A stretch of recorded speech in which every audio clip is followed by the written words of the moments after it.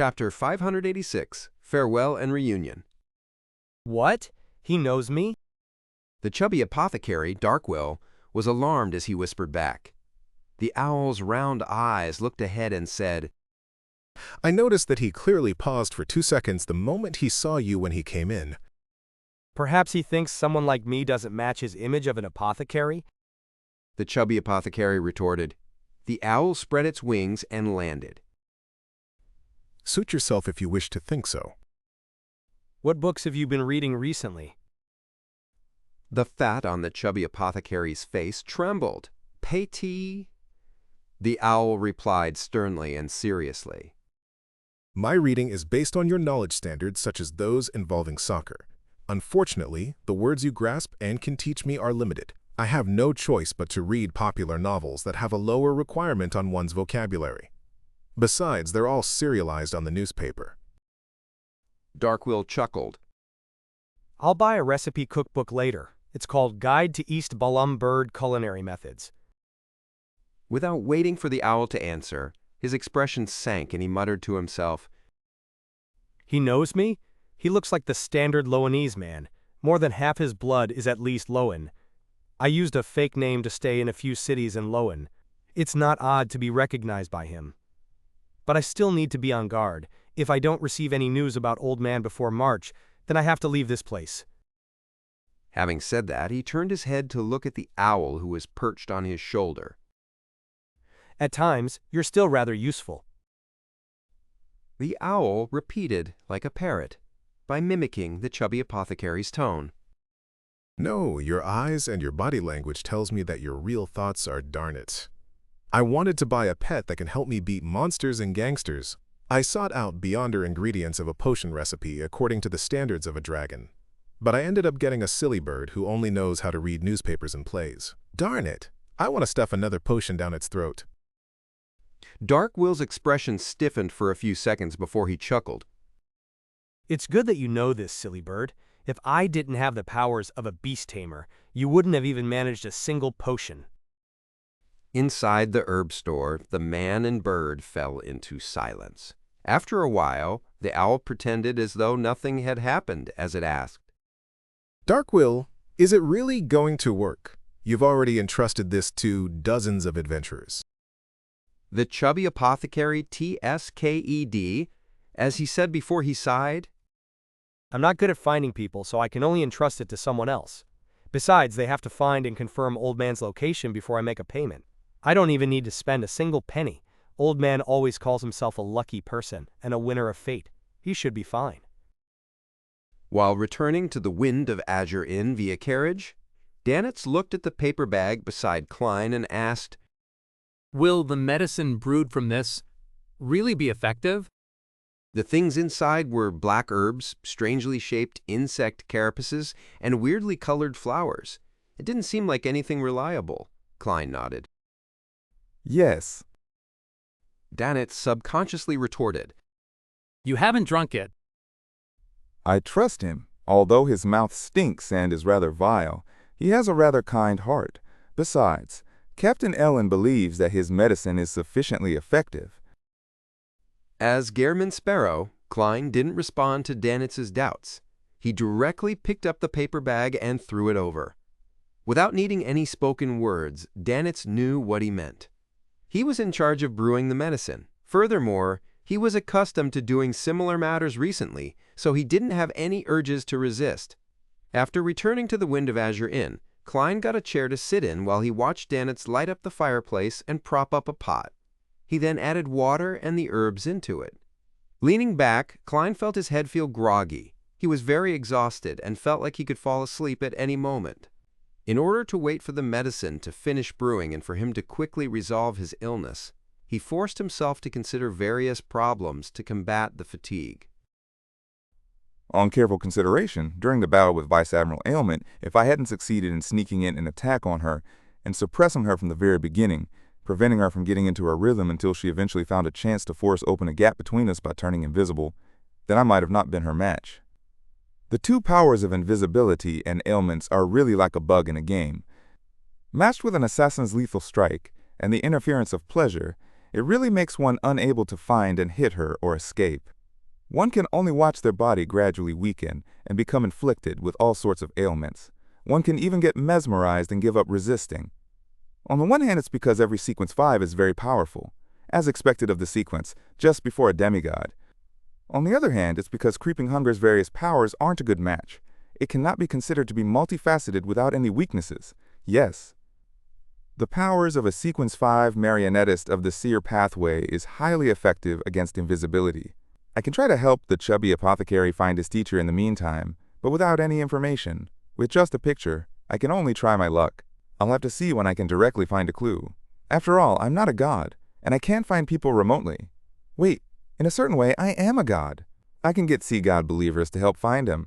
As long as that old gentleman named Roy King once visited Bayham, he would have definitely encountered others and be seen by them. Most native residents secretly believe in sea god. This is what it means by a sea of people. Also, before Captain Ellen leaves Bayham, I should get him to introduce me to a point of contact for the military. In the future, I can get him to reimburse me for any intel. They can also check if there were any travelers named Roy King who registered on any liners in recent months. There's another method. I've placed a radio transceiver above the gray fog for some time. I should be able to contact the magic mirror, Arrodes, if I take it down. I was originally planning on asking for Helene's location, but I no longer need to find the red-haired lady anymore. I can switch to Roy King. Hee-hey, for a matter which many adventurers have no clue on how to begin, I have 3 solutions. Amidst his thoughts, Klein finally held on until the medicine was successfully brewed. Looking at the bottle of blackish-green liquid that Danitz brought over, he hesitated for 2 seconds before extending his hand to receive it and placed it to his mouth. Gulp. Klein immediately felt his throat burn as his face flushed red. This made him recall his attempt at eating crazy, spicy food in his previous life. Suddenly, his entire person awakened as his stuffy nose quickly cleared. Gulp! Gulp! He barely finished drinking it and felt as though he had nearly recovered from his sickness. By nighttime, he had fully recovered. He no longer showed any doubt towards an apothecary's abilities. No wonder the potion's name is Apothecary. Klein wore his hat and left the inn with Danitz. Under the cloak of night, they left Bayham and came to a secret harbor hidden on the other end of the jungle. Tonight, the Golden Dream was providing aid to the resistance. After some coordination and hassle, Danitz used the Soulfall ritual to contact Vice Admiral Iceberg Edwina. After some time, the ship, that was often scrubbed clean and had a strange main cannon, docked by the private harbor. Its gigantic sails drew 5 types of gold coins. They were the gold pound of Lowen, the gold horn of Phazak, the Veril gold of Intis, the gold Rizzo of Fainapotter, and the Sasson gold of Lenberg. This was the flag of the Golden Dream. It was also the symbol of this pirate crew. It's still not professional enough. If it were me, I would add Porter gold from Mason, Zloty from Seagar, motif gold coins from Balaam Empire, etc. Klein stood by the side with his hands in his pocket as he watched Edwina Edwards appear at the bow. At that moment, she was wearing a hunter's hat, a rider's shirt, and a black coat. She matched the image of a female pirate admiral in the minds of the resistance. She often dresses like she's a private tutor. Klein mumbled and took a few steps back, allowing Danitz to run around and busy himself. This pirate worth 5,500 pounds did the liaison, sending a batch of food and fabric to Kalat and the resistance before the transaction came to a close. Danitz secretly inhaled and came to Klein's side and forced a smile. There's nothing else, right? I can now return to the Golden Dream, right? Also, how do you plan on settling the hiring fee? That's only an excuse your captain and I used. In a particular sense, this batch of food and fabric is my payment. Klein nodded. Your captain has already paid. You can return. For real? Danitz found it unbelievable. Although Vice Admiral Iceberg Edwina wasn't far behind him, he was still afraid that Gehrman Sparrow would suddenly have a crazy fit. Klein didn't reply and turned around, walking straight towards the path that led out of the private harbor. Danitz exhaled silently and held back his excited feelings before briskly running back to the Golden Dream. Only when the Golden Dream steered far away into the night, with the private harbor that belonged to the resistance slowly shrinking in size, did he really believe that he was back on the Golden Dream? At that instant, he felt that he had experienced just too many things over the past half a month or so. It was an unprecedented level of exhilaration, as though it was an interesting dream. At this moment, a sailor came close and asked out of curiosity, Boss, was Steele Moretti really killed by you? Danitz immediately laughed out loud and secretly stole a glance at Captain Edwina before saying to his subordinate, I contributed greatly to this deed. Let's talk over drinks. Above the dark sea, the Golden Dream drifted off into the distance. After returning to the Wind of Azure Inn, Klein was just about to sleep when he saw the surrounding colors turn abnormally bright. The white bed sheets turned whiter, and the brown floorboards turned more brownish yellow. The dark red curtains appeared like fresh blood. In the scene with all sorts of colors stacked upon each other, Isaac Eggers suddenly walked out from a rippling, aqueous void. He was dressed in his usual shirt, bow tie, tailcoat, and a top hat. His skin was bronze in color, and he had soft facial features. How enviable! I also wish to have such powers of traveling through the spirit world. Klein silently sighed as he smiled in greeting while maintaining his appearance. Good evening, Mr. Isaac. Isaac took off his top hat and looked at the rather unfamiliar face. Without finding it strange, he chuckled. Apologies. I came in a hurry. I should have knocked on the door. What's the exact situation with those death chronicles? Klein invited him to have a seat. He then described in detail things he couldn't explain in the letter. Towards the end, he mentioned in passing about the matter regarding Banzi Harbor, saying how it involved King of Angels Medici and his descendants. Isaac leaned back into the chair and said with a frown, There's such a name in my memories. He should have the two titles of Red Angel and War Angel. However, he had perished long ago. Perished long ago? Klein asked in surprise. Isaac nodded and thought over it. I remember that he was killed by Blood Emperor Alista Tudor. Killed by Blood Emperor Alista Tudor? Klein's pupils shrank as he recalled the evil spirit that loitered in the underground ruins beneath Backland. It had claimed to be an innocent, killed by the Blood Emperor. Chapter 587. Confusing. Could it be that that evil spirit is Red Angel Medici, the King of Angels, who once served that creator and was one of the founders of Rose Redemption? Klein instantly generated such a thought and began utilizing backward inference to seek out any traces or clues.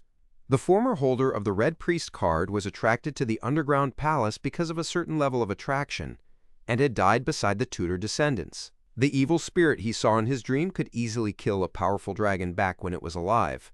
It knows the potion formula of the Mutant Pathways Sequence 4 and even more. It's very aware of matters regarding Rose Redemption. The Orthodox churches that have existed ever since the Cataclysm don't know that the former Benzi and that the present Banzi has a descendant of the Medici family residing there, but the evil spirit was able to provide the corresponding information. There's a very high chance of deriving this from the death of Red Angel Medici, and this King of Angels was actually killed by Blood Emperor Alista Tudor. Does this mean that the latter had already exceeded Sequence 1 and had reached the rank of True God as a Sequence 0, and could no longer be witnessed directly? That evil spirit said so itself that in the late stages of the Fourth Epoch, Solomon Empire's Black Emperor, Tudor Empire's Blood Emperor, and Trunsoist Empire's Night Emperor were fighting for the position of Sequence 0 until Alista Tudor went crazy. Does this mean that from that point onwards, Blood Emperor was a half-crazy true god? Right, Mr. Isaac mentioned in the letter that he lost his senses from merely being glanced at by Blood Emperor Alista Tudor. Back then, he was at least a Sequence 4 demigod. To have such might, it can only be explained that Blood Emperor was at the true god level.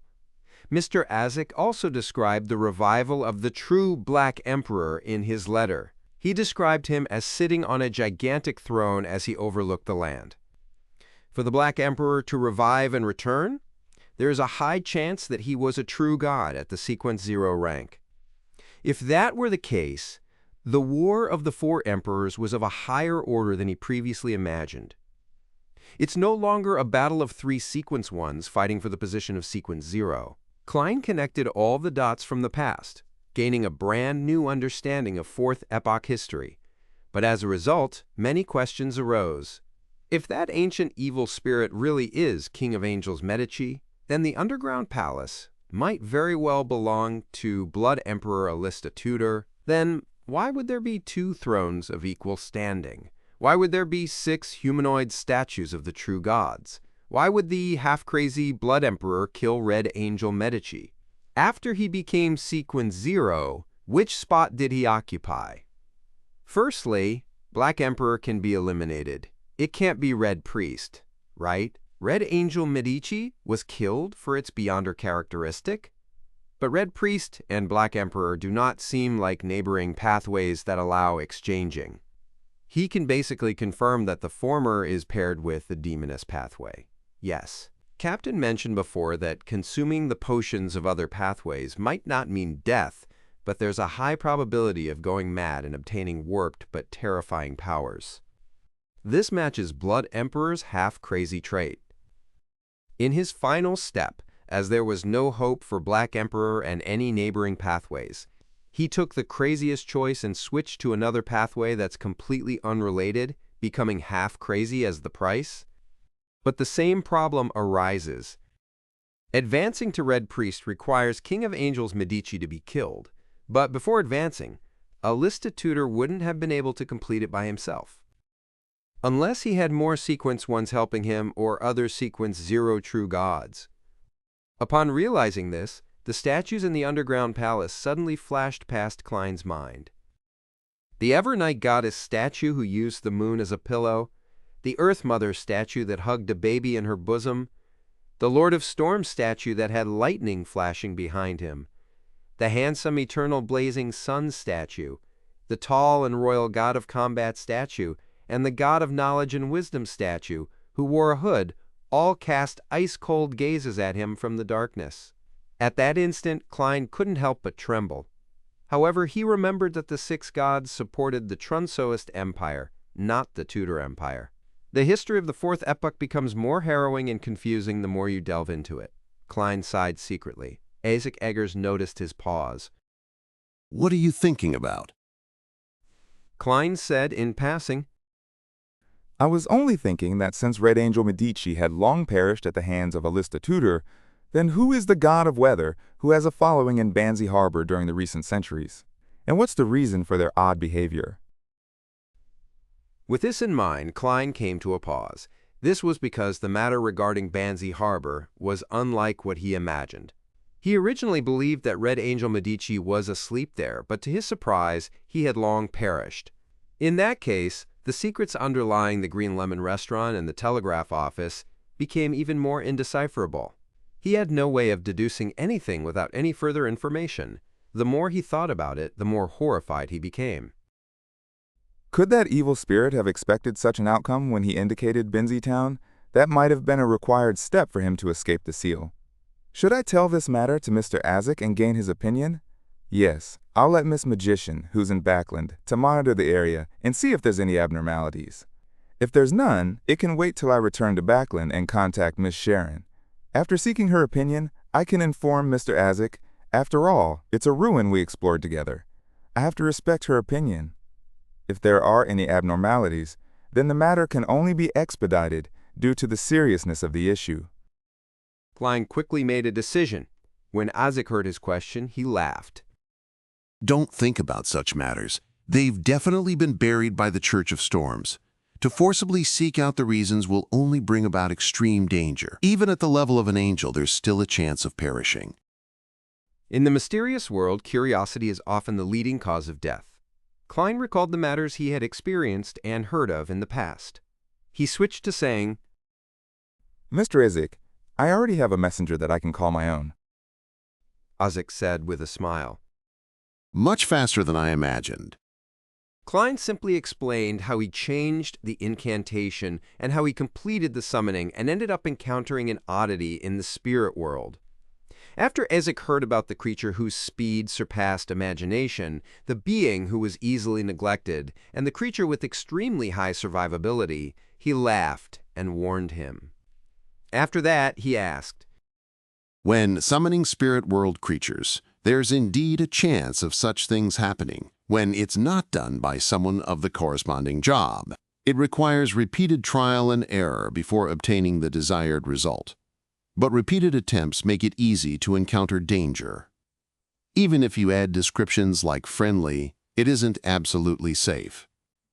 The spirit world creature which is summoned might not have any malicious intent towards you and wouldn't wish to harm you, but it doesn't mean that its very existence won't hurt you. Perhaps just the aura it has can reduce you to a pile of blood. How did you succeed in the end?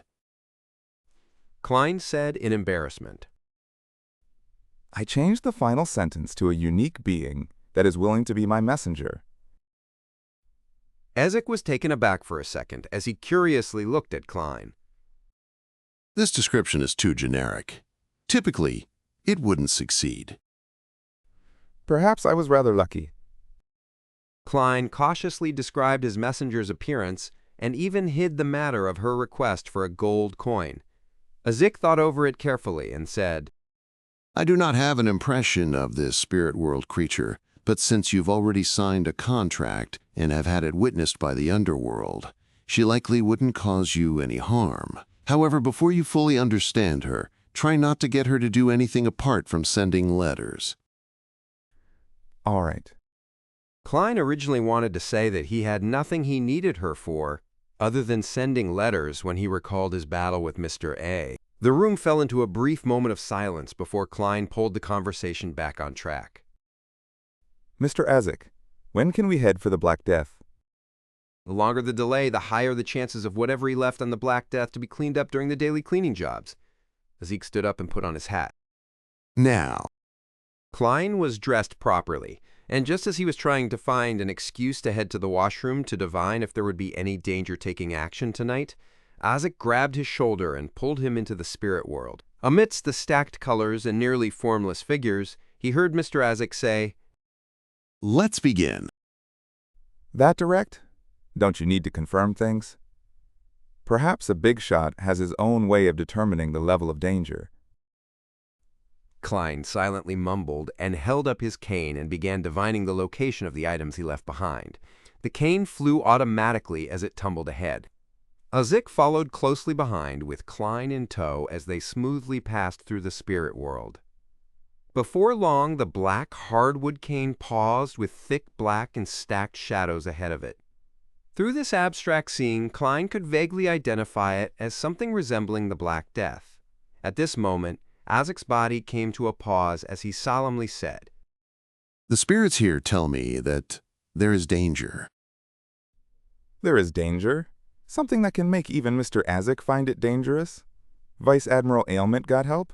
A high-ranking member of the demonist sect? Klein frowned suddenly. He fully believed the judgment of the big shot, since Sequence 7 of the Death Pathway was Spirit Medium. After advancing to the realm of demigod, being able to notice this was considered very normal. Ezek half closed his eyes for 2 seconds before opening them. But the problem isn't serious. Let's enter. Problem isn't serious. That's probably the case when it's directed at you. The corners of Klein's mouth twitched as he decided to change his looks. This way, even if he was no match and had to flee pathetically, he didn't have to be afraid of someone coming to knock on his door. In an instant, Klein possessed a distinctive, broad chin and cold, blackish-green eyes. His hair turned brown and was tied into a bun at the back of his head like an ancient warrior. He had disguised himself as the former owner of Creeping Hunger, Vice Admiral Hurricane Kolangos. Ezek gave him a glance as the surroundings suddenly seemed to plummet as all sorts of bright colors flew by. In a blink of an eye, Klein found himself in Ailment Maiden Tracy's captain's cabin again. This gallant and brilliant female pirate was wearing a different white shirt. On her left shoulder was a clear bandage while her black hair was coiled up instead of cascading down amorously. Faced with this sudden visitor, she didn't show any panic but smiled. At this moment, a gentle female's voice from a difficult-to-identify location sounded. It's you? Chapter 588, Old Acquaintance. It's you? Upon hearing this surprised and curious female voice, Klein jumped in fright, imagining that he had been recognized by someone. He immediately composed himself because he had already changed his appearance to that of the deceased Vice Admiral Hurricane Quilangos. And inside Quilangos was the crazy adventurer Gehrman Sherlock. And inside Gehrman Sparrow was the identity of the great detective Sherlock Moriarty. And inside Sherlock Moriarty was the identity of Klein Moretti. This wasn't the end. Deep within Klein Moretti was Mr. Fool, as well as Zhou Mingrui. There's no reason that she can directly see my true essence. Besides, how can she know of a trivial character like Klein Moretti? Even Vice Admiral Hurricane Quilangos wouldn't have left the Vice Admiral Ailment, Tracy's helper, surprised. To be specially invited by a Sequence 5 pirate admiral to protect herself and deal with her enemy, the person must be at least a Sequence 4 demigod. Therefore, that sentence was directed at Mr. Isaac? That high-ranking demoness recognizes Mr. Isaac, who had destroyed their cooperation with the royal family in Insangwil and Backland, or does she recognize him from one of his former lives? Klein quickly cleared his train of thoughts and remained guarded against Tracy and her helper's sudden attacks.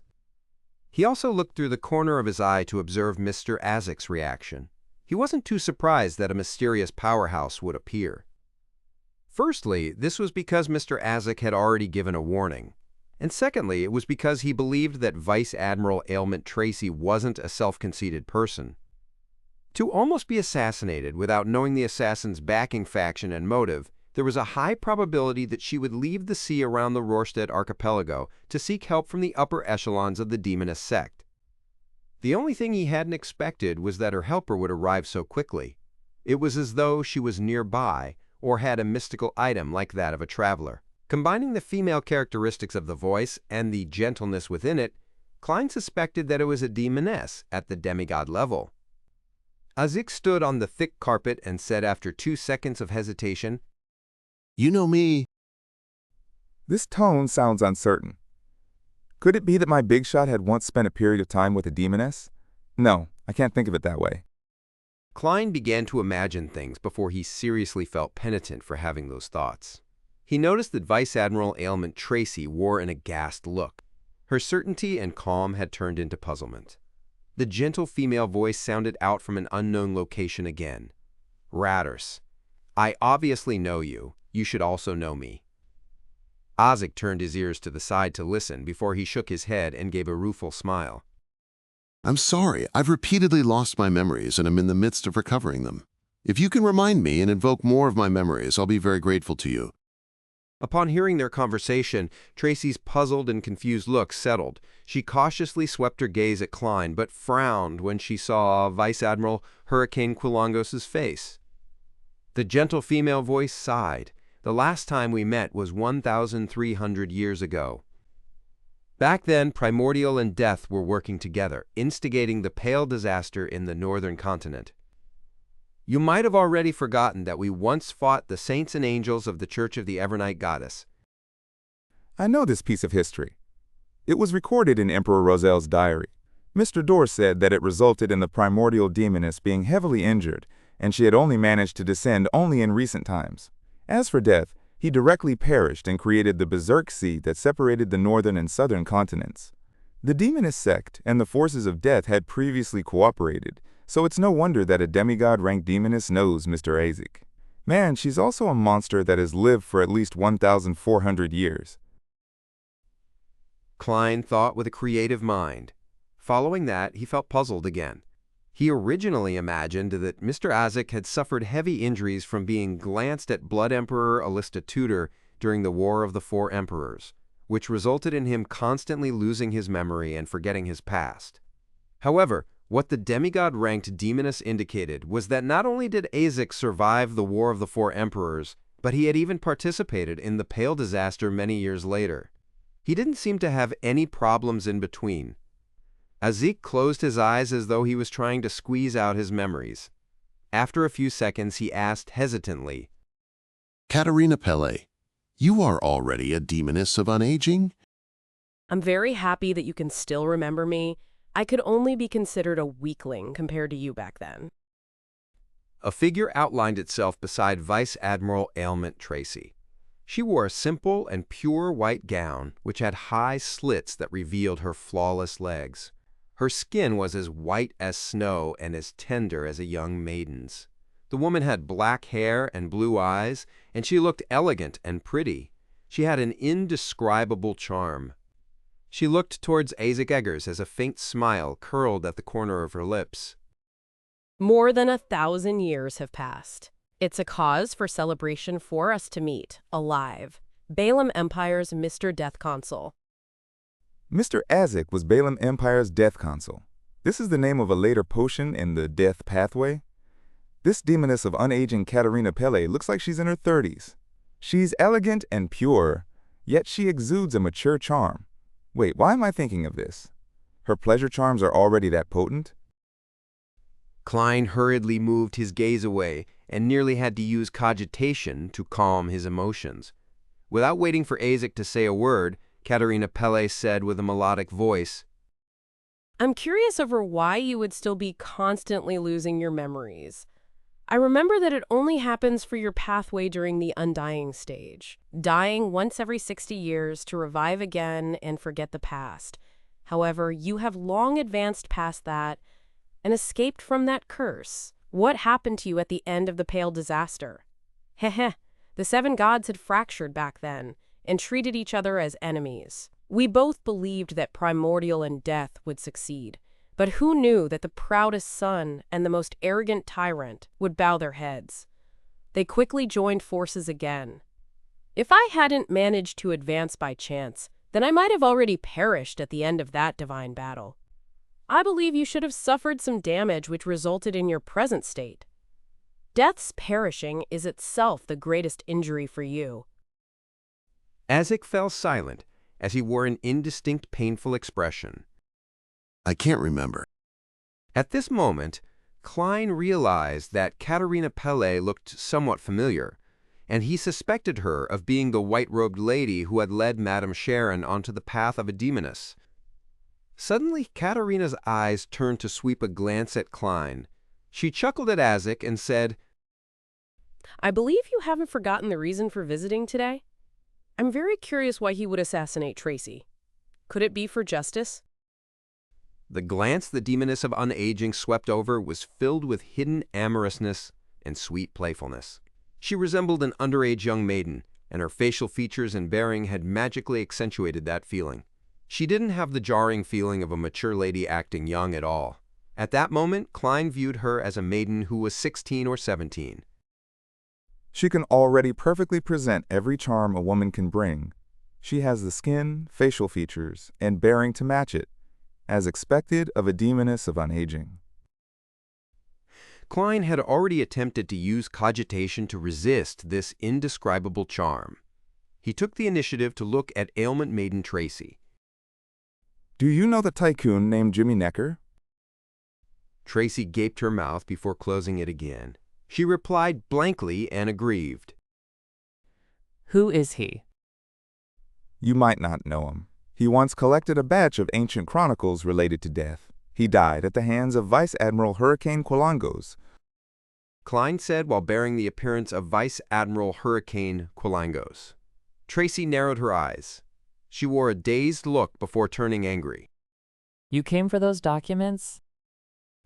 It really is in your hands. Klein determined based on her tone.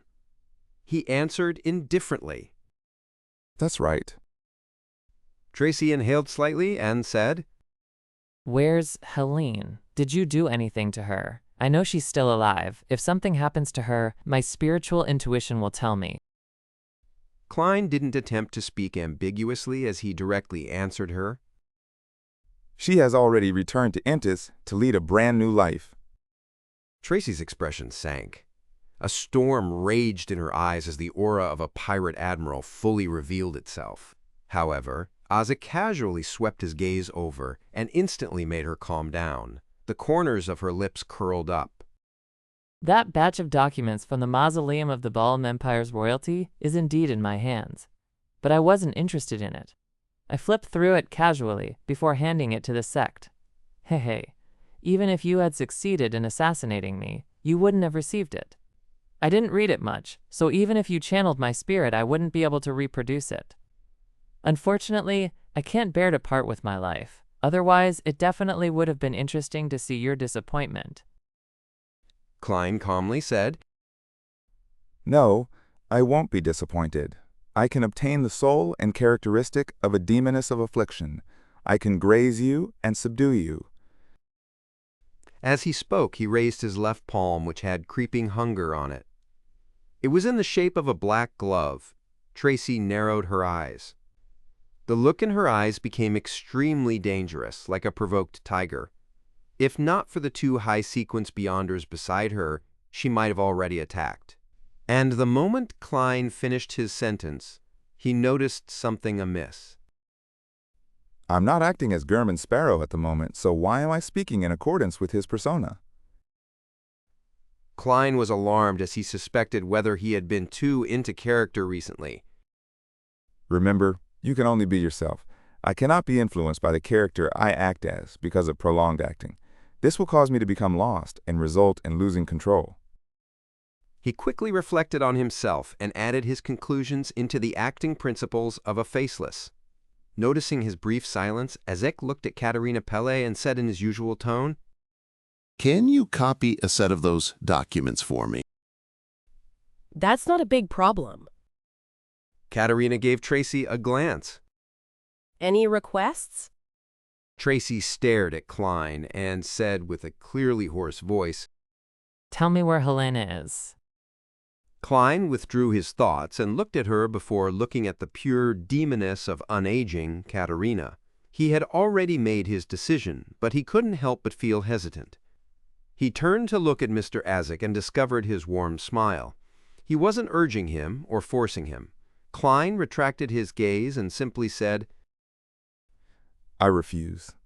Chapter 589, Sowing Discord.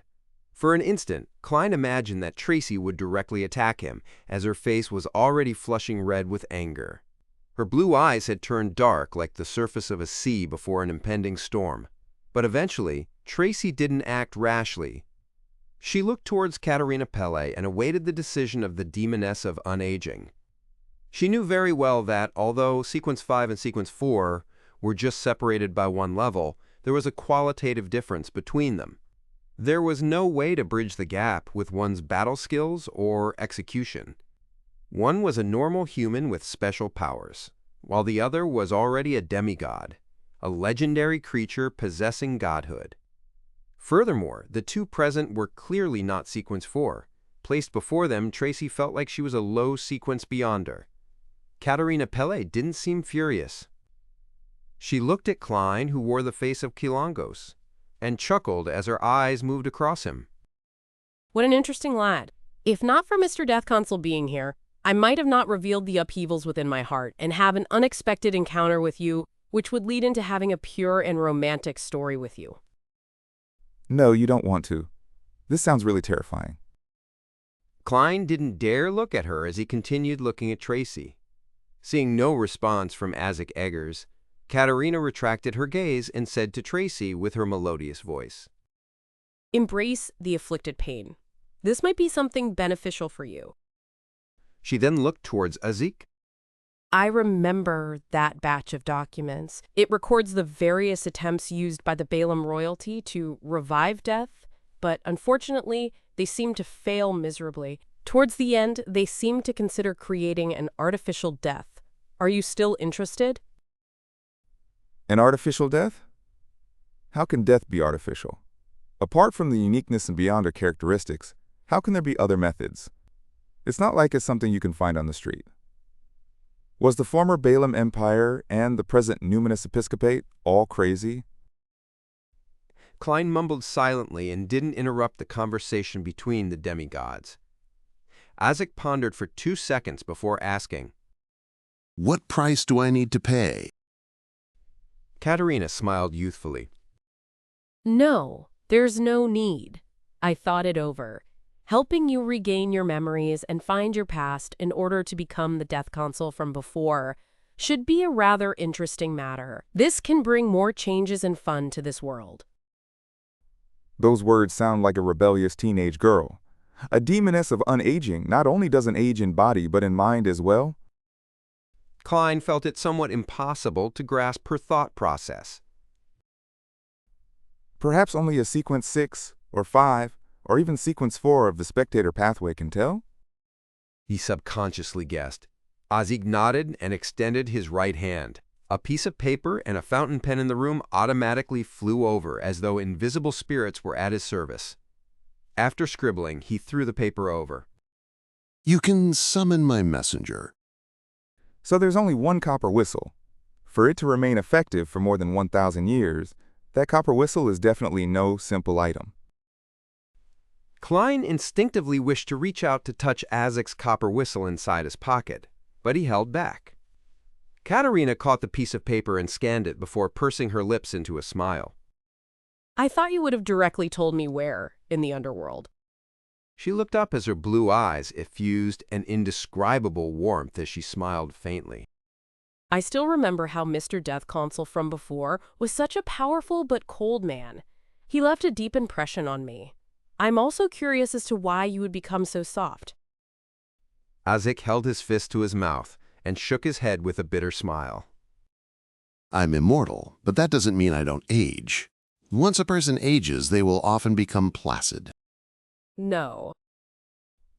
Katerina's eyes flickered deep down as she said without concealing anything. I look forward to the day you recover all your memories. I wish to see how you would evaluate the present you. Upon saying that, she curled her lips slightly and winked at Klein. Perhaps we will release an existence more evil than a devil? This is her trying to sow discord, right?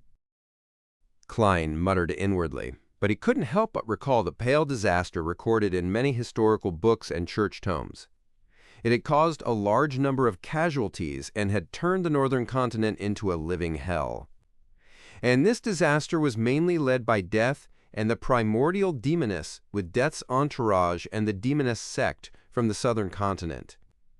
In this entire matter, Mr. Ozek, who was known as Death Console, definitely played a rather important role. Isaac fell silent for a few seconds as he grabbed Klein's shoulder and pulled him into the spirit world and traversed it. Instantly, there was only demoness of unaging Katerina Pelle and Vice Admiral Ailment Tracy left in the Black Death's captain's cabin. The latter looked at the spot where the two had disappeared, and after taking a while to calm herself, she clenched her teeth and said, I'll never forget this matter. Katerina resumed her pure demeanor and smiled faintly. Feel the afflicted pain.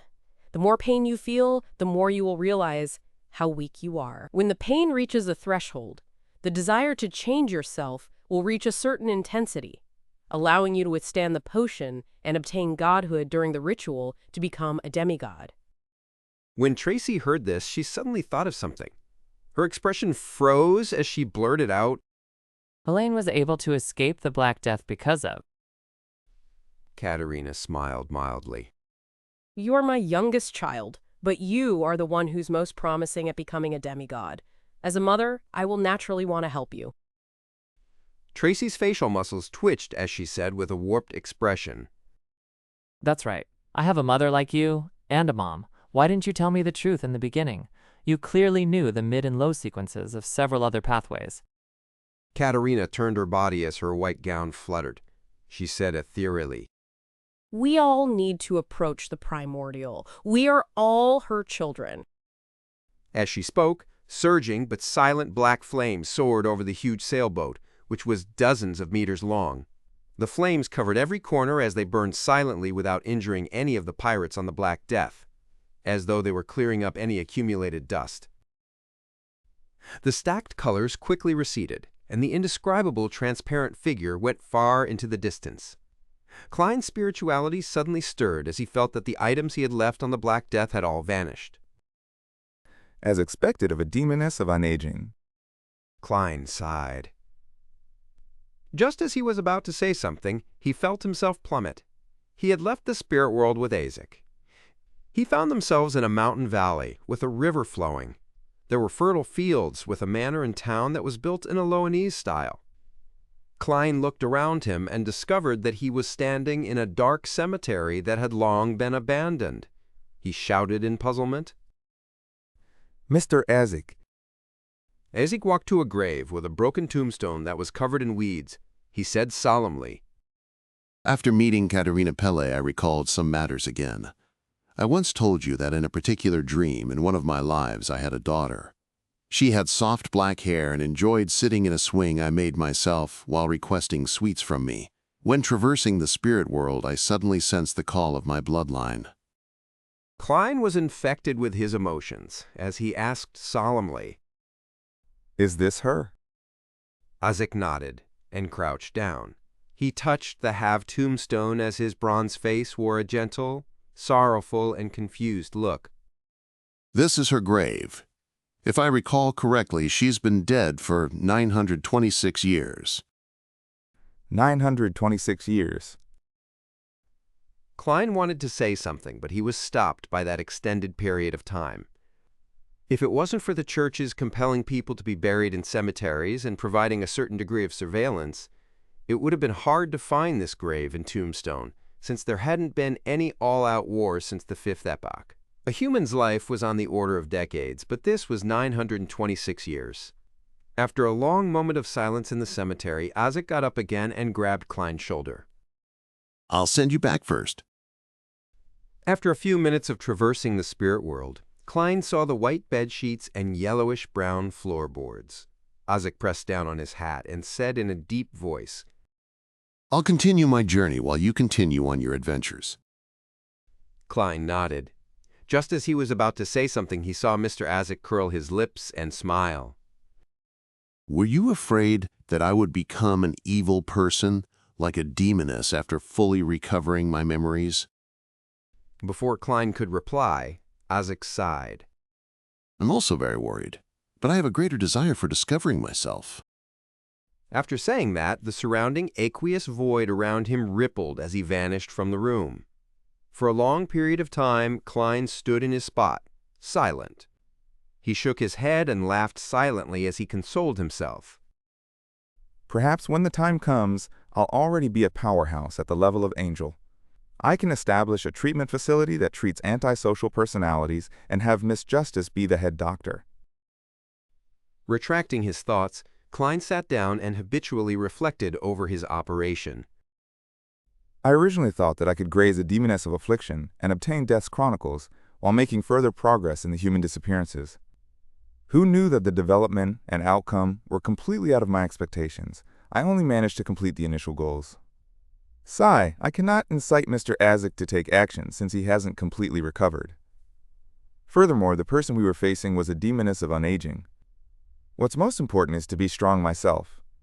Relying on myself is better than asking for help from others. Heh, on careful consideration, I do rely on myself most of the time. Izath. I can attack the human disappearance cases from the angle of the buyer, that crazy Captain Connors Victor. Klein changed his sitting posture and nodded to himself as he murmured inwardly. The greatest gain that I received was to establish the preliminary acting principles of a faceless, is to get into character and be detached, overcome any aversions, and to be careful about being too immersed in the role. This way, by relying only on simple, ordinary, real acting, perhaps it will take 1 year or 2 to digest the potion. But for me, I should be able to fully digest it in about 4 to 6 months. After reflecting on the matter, Klein prepared to sleep. He planned on taking down the radio transceiver from above the gray fog once it was daybreak, so as to establish communications with the magic mirror, Arrodes. Of course, he had to first divine the level of danger above the gray fog. Chapter 590, Arrodes' Bottom Line. Early in the morning above the gray fog. Klein conjured a pen and paper as he deliberated over the divination statement. Using the radio transceiver is dangerous. After carefully checking the statement twice, he took out the spirit pendulum under his left sleeve and began divining. During this process, he was on high alert and was somewhat afraid. He was like a child covering his ears while lighting firecrackers. If the outcome would involve the true creator or the primordial demoness, then he would encounter danger simply from divining it. If it were any other person, they would only end up losing control or dying. However, Klein had the gray fog to shield him and prevent him from having such a tragic outcome. Hence, it was obvious that anything that happened above the gray fog was better than courting death in the real world. He was afraid that the using it repeatedly would allow the evil gods to lock onto him and personally pay him a visit. He quickly entered the state of cogitation and silently recited the divination.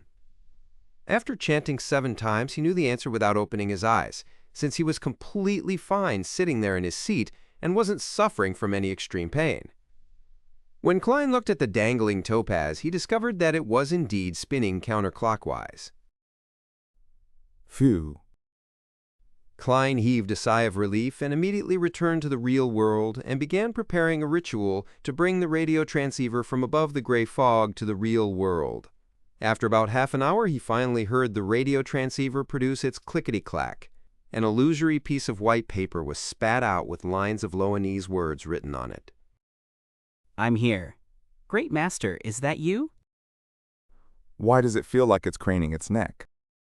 Klein suddenly recalled the emoticons from his previous life. It was an adorable alpaca that craned its neck out. He took 2 steps forward and tersely answered in a reserved manner. Amidst clicking sounds, more illusory paper was spat out. Your loyal and humble servant, Arrodes, at your service. Klein hid his discomfort in the depths of his heart and asked, Arrodes, tell me, where is Roy King from the Life School of Thought?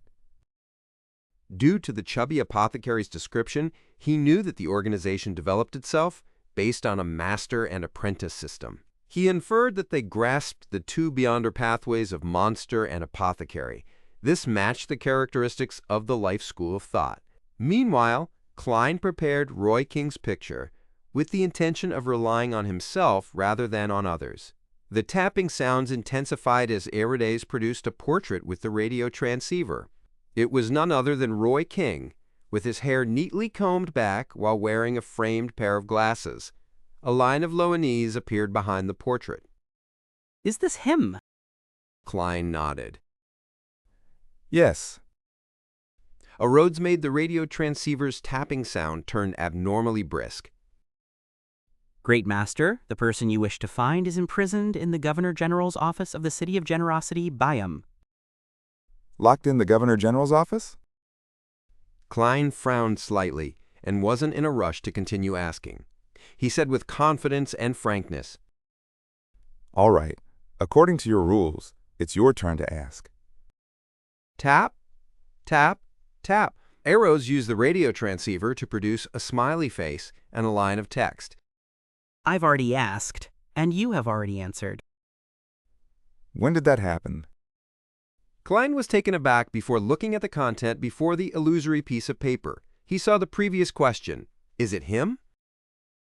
This works. That actually counts.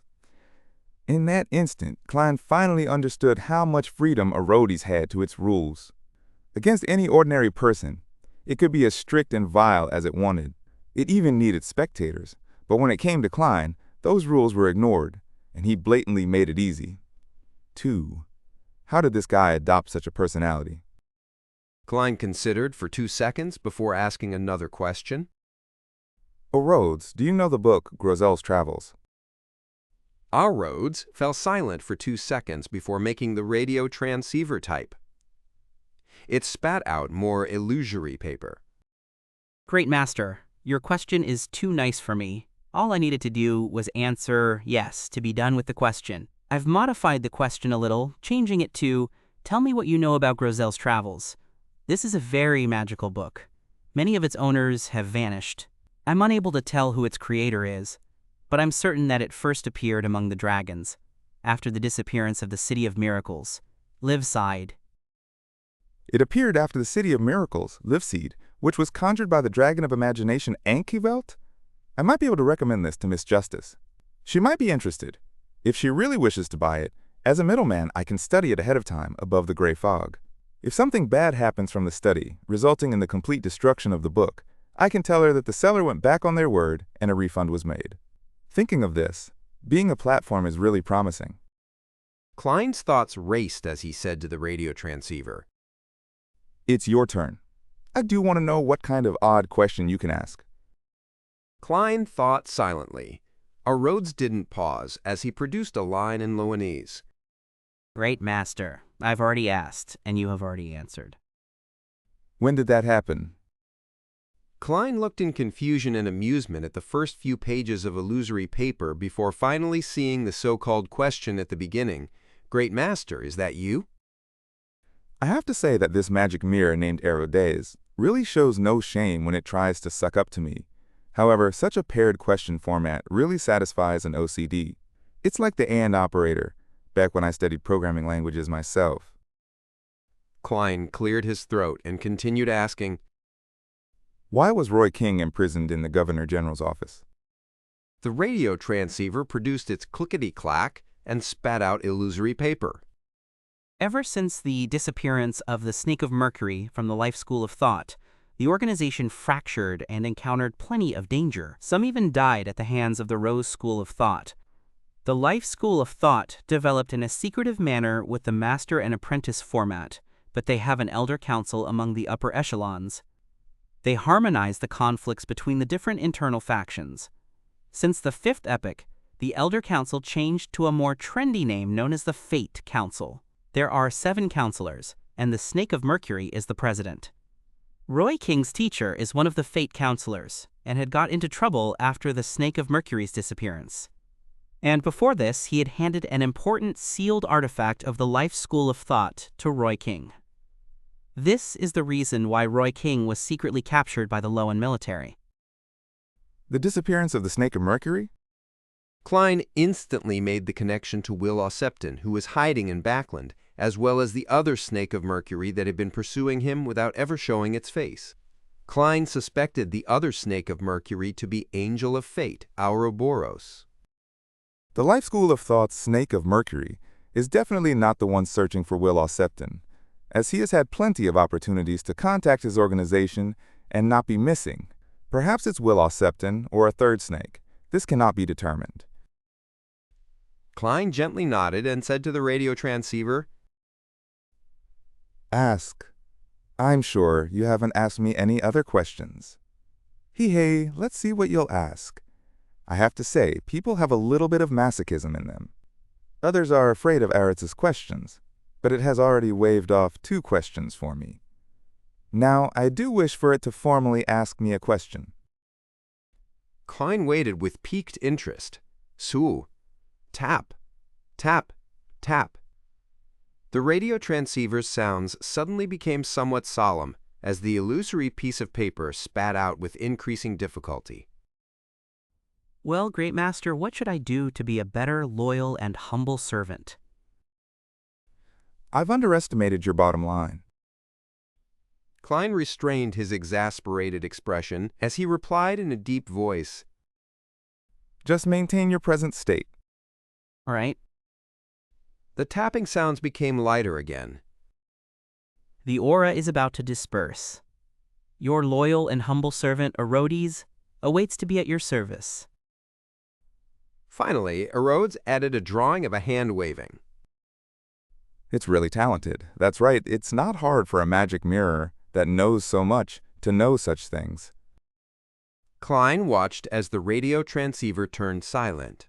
He took a few steps and sat by the edge of the bed, considering the matter regarding Roy King. He had no intention of infiltrating Bayham's Governor General's office and rescuing Roy King under the military's tight security. This was because he didn't know the man at all, and he hadn't even seen him before. The only connection they had was through the chubby apothecary. The basement of the Church of Storms definitely has many Beyonders locked up there. But what has that got to do with me? Klein chuckled as he shook his head. In the information provided to him by Arrodes, Klein noticed that the mystical item which Admiral of Blood Senior had, which made him sufficiently lucky, came from the Life School of Thought. There was a high probability that the faction backing this pirate admiral was the Rose School of Thought. They were taking advantage of the Snake of Mercury's disappearance so they could kill members of the Life School of Thought. This also reminds me that I need to be more careful than before when dealing with pirate admirals. Vice Admiral Ailment Tracy had gotten Demoness of unaging Katerina Pelle without any notice. The other pirate admirals wouldn't be without their supporters. They often represent a faction, an organization. Admiral of Blood is backed by the Rose School of Thought, while Admiral of Stars is backed by the Moses Ascetic Order, as well as for our Tarot Club. The backer of Admiral Hell is likely the Numinous Episcopate and the King of the Five Seas. As for Vice Admiral Iceberg, she's likely backed by the Church of the God of Knowledge and Wisdom. The backers for Vice Admiral Deep Sea and Vice Admiral Dusk are currently unknown, but it's definitely impossible that they relied solely on themselves to reign supreme over the seas for so many years. Now, on second thought, which faction was backing Vice Admiral Hurricane Kalangos? The one that gave him creeping hunger, or the unspeakable organization that instigated him to assassinate Duke Negan? Yes, I must be careful not to expose my intention of hunting pirate admirals in the future. Furthermore, I can only make one attempt and immediately distance myself if I fail. As Klein's thoughts varied, he suddenly thought of something. The paper crane that was personally folded by that snake of Mercury, Will Septon, was still with him.